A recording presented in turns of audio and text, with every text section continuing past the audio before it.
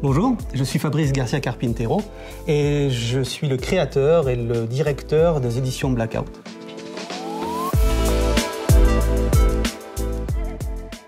Les éditions Blackout, c'est une maison d'édition que j'ai créée en 2006. On a un siège social qui est à Éjau, juste à côté de Limoges, et des bureaux sur Limoges. Je suis parti sur une ligne éditoriale basée autour de la littérature noire. Et après, j'ai décliné cette noirceur sous différentes formes. Que ce soit sous la forme de poésie, sous la forme de romans, en passant par la nouvelle, les beaux livres également. On retrouve parmi mes auteurs l'état d'esprit de la big génération américaine, Ginsberg, Burroughs, mais on a aussi un lien fort avec la France, puisque j'ai beaucoup d'auteurs qui gravitent autour de l'ouvroir de littérature potentielle, l'Oulipo, avec notamment un spécialiste de Queneau qui s'appelle Marc Bruymeau.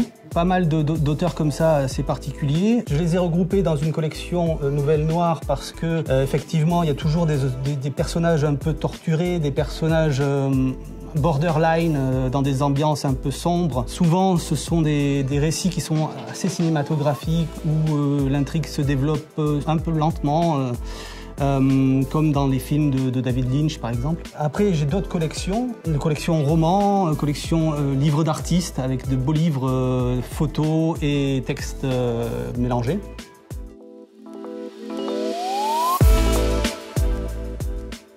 Coney Island, In My Eyes, donc référence à Ferlinghetti.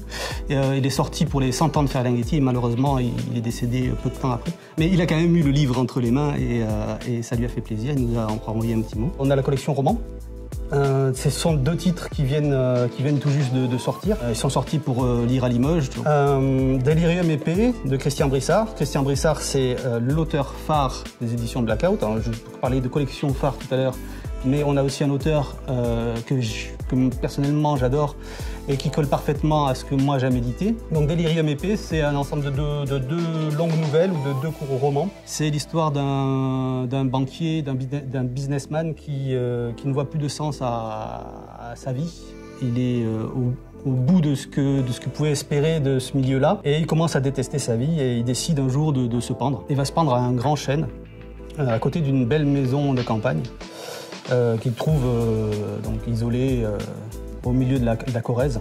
Ça commence comme ça, il va évidemment louper son suicide, il va terminer paraplégique, mais il tombe amoureux de cette maison. Dès qu'il le peut, dès qu'il sort de l'hôpital, il y retourne, il achète la maison et il s'installe là, et là il va pouvoir renaître, vivre véritablement comme lui l'entendait, sans électricité. Il va nouer des amitiés avec l'épicier qui passe tous les jours, l'agriculteur, etc. Et voilà, il va commencer à apprécier sa vie. C'est un peu l'histoire du phénix qui renaît de ses cendres. Après, on a l'Esprit slave, un auteur qui a un parcours très particulier aussi, Richard Palachak. Richard Palachak, c'est quelqu'un qui s'est installé sur le tard en France, qui a fait des efforts au cours de ses études pour apprendre le français et devenir prof de français. Et il s'est spécialisé dans les publics non francophones, allophones, les primo-arrivants, les français non langue étrangère. Et il a eu des prix pédagogiques. Il a développé toute une méthode d'apprentissage pour ce genre de public.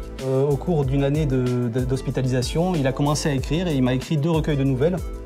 Je suis tombé amoureux de ce qu'il écrivait. Donc j'ai édité très rapidement plusieurs titres de cet auteur. Donc 2 recueils de nouvelles qui s'appellent Kalash et Tokarev, un roman qui s'appelle Vodka Mafia et ce dernier, L'Esprit slave.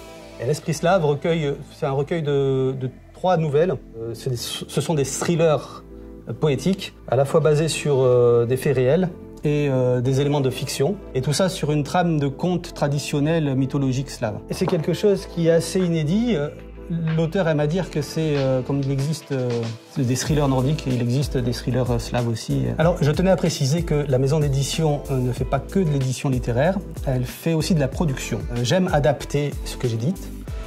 J'ai adapté deux textes sous forme de pièces de théâtre. Une pièce de théâtre qui s'appelle Dame O, qui traite de l'obésité et de la chirurgie de l'obésité. Et une autre pièce qui s'appelle J'arrive, qui, elle, traite du déni de grossesse. Il faut savoir que dans notre idéal, on pense beaucoup à ces sujets assez pointus, assez sensibles, qui ne sont pas souvent abordés. Et pour le côté social, on anime également énormément d'ateliers, dont des ateliers slam auprès de publics divers. Ça peut être des scolaires, ça peut être aussi la protection judiciaire de la jeunesse, ça peut être des instituts thérapeutiques auprès du jeune public, encore une fois. On fait aussi un petit peu de cinéma.